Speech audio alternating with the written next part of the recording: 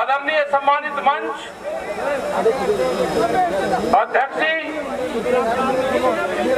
नौजवान साथियों, बुजुर्गवारों, मेरी माताएं बहनें,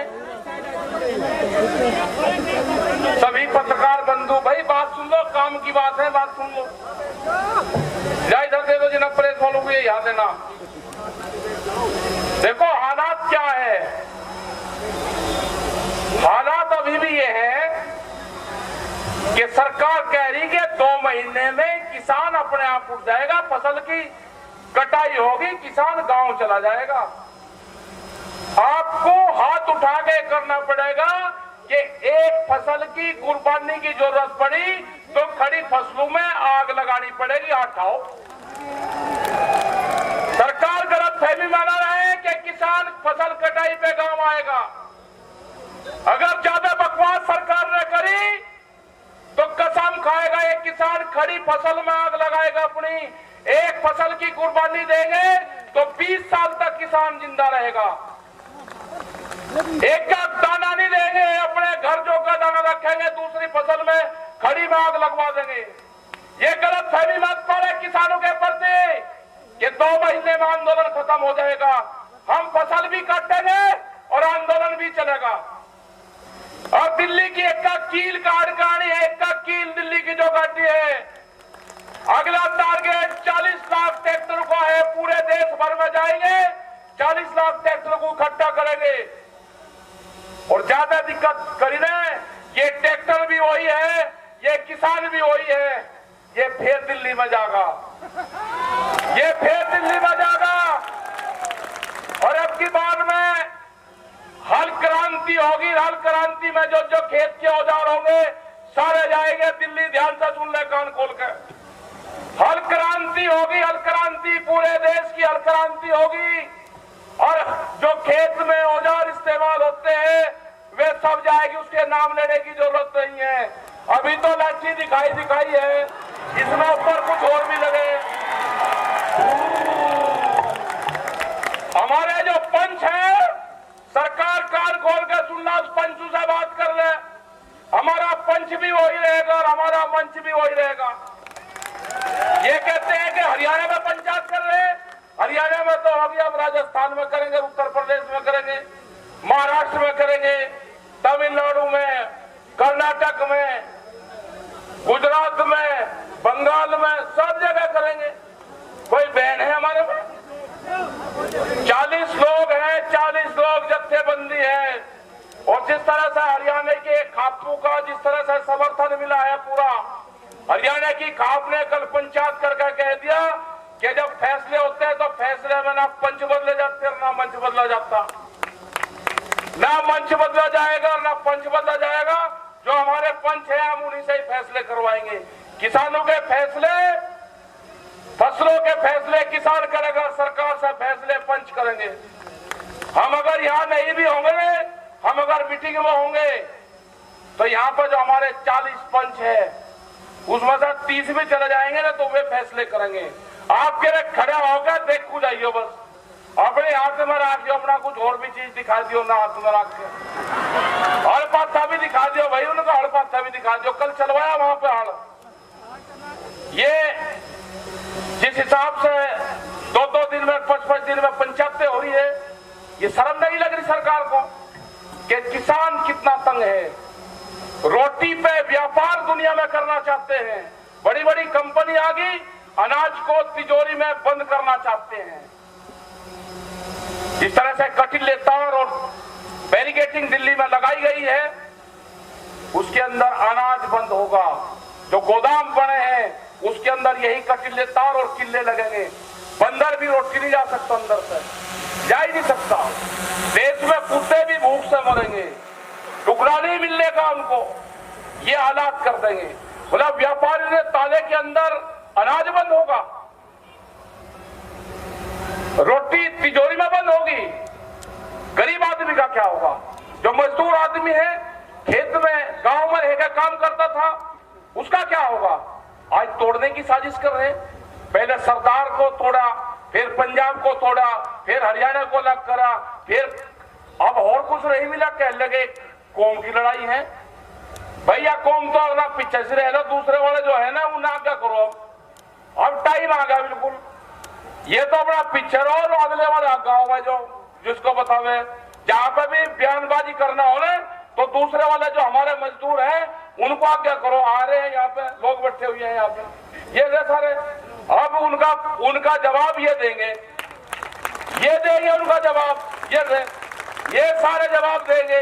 कोई भी हो अपने गांव में नाम लिख लो उनके, और अगर कोई जातिवाद की बात करे उनको हमारे फैसले ये करेंगे भाई।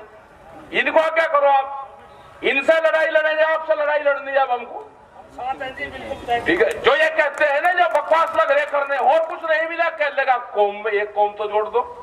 अरे कौम का क्या मतलब है, ये तो नई बिरादरी, अब के बार तो बिरादरी मिली है, अब की बार तो मिली। जो किसान बिरादरी है वो तो अब की बार मिली, बहुत दिन से तलाश कर रहे थे भाई। मैं कहा पंजाब वाले आ जाएं, वे वहीं करते थे, चंडीगढ़ घेर लिया, नजदीक नहीं आते थे। अब की बार आए, अब की बार उन्हें जाने ही नहीं देना हमको। इतने मजबूत आदमी तो पहली बार मिले। हम दान पुण्य बहुत कर देंगे, लस्सी बांट देंगे, दूध बांट देंगे, लेकिन हमारे पास में ठियेबंदी नहीं है। हमको ठियेबंदी आदमी मिल गए जो सरदार कौम है, ये ठियेबंदी है। लंगर भंडारा बहुत बढ़िया चला हुआ, अपना आप ठियेबंदी का काम करते रहो, कोरी इनकी भी बरक्की, छोड़ दी इनकी भी नहीं। और आपस में नातेदारी, रिश्तेदारी, ब्याह शादी माना जाना को पंजाब, हरियाणा, उत्तर प्रदेश। और ज्यादा अगर खराब स्थिति सरकार ने करी तो ये दूर कहीं नहीं गए, ये आंदोलन भी चलाएंगे, ये ट्रैक्टर लेकर बंगाल की तरफ को भी चलेगा। सारा किसान अगर बंगाल की तरफ को हो लिया ना, सारा फातिया सा पड़ देंगे। दिक्कत वहां पर भी बहुत है, बंगाल में भी। वहां के किसान को एमएसपी मिली नहीं रही, ना बिहार के किसान को मिल रही। वहां तो मंडियां भी खत्म कर दी बिहार में, घास जम गया, 55 फुट के पेड़ वो घास जम गए वहां पे बिहार में।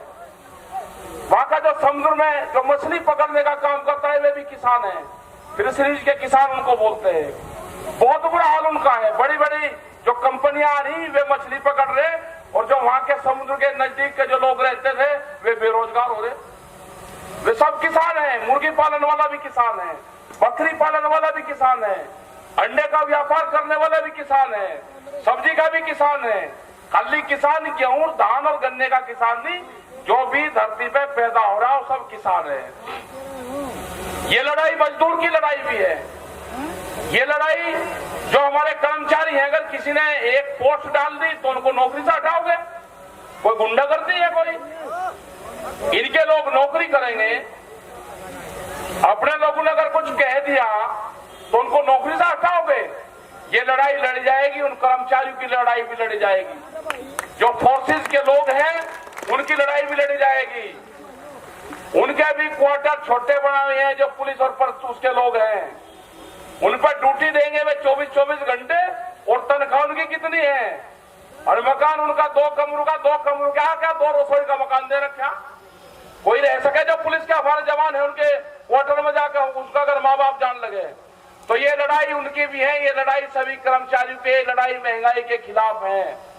किस हिसाब से डीजल और पेट्रोल के रेट बढ़ रहे, फसलों के दाम बढ़ाओगे नहीं, दूसरी कीमतें बढ़ाओगे?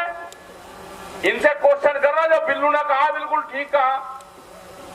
इनसे पूछो कि जिन्हें 6 महीने भी जो एमपी विधायक रहेगा वो पेंशन लेगा, अगर वो दूसरा कुछ और बन गया तो 4 पेंशन एक आदमी की। और जो कर्मचारी 60 साल में रिटायर होकर आ रहा, वो जो उसकी तनख्वाह मिली वो तो घरवालों ने ले ली, वो फिर हाथ फैलाता रहे पुता जिंदगी। 60 साल सरकार की नौकरी करी और उसकी पेंशन खत्म कर रहे। क्यों खत्म कर रहे भाई?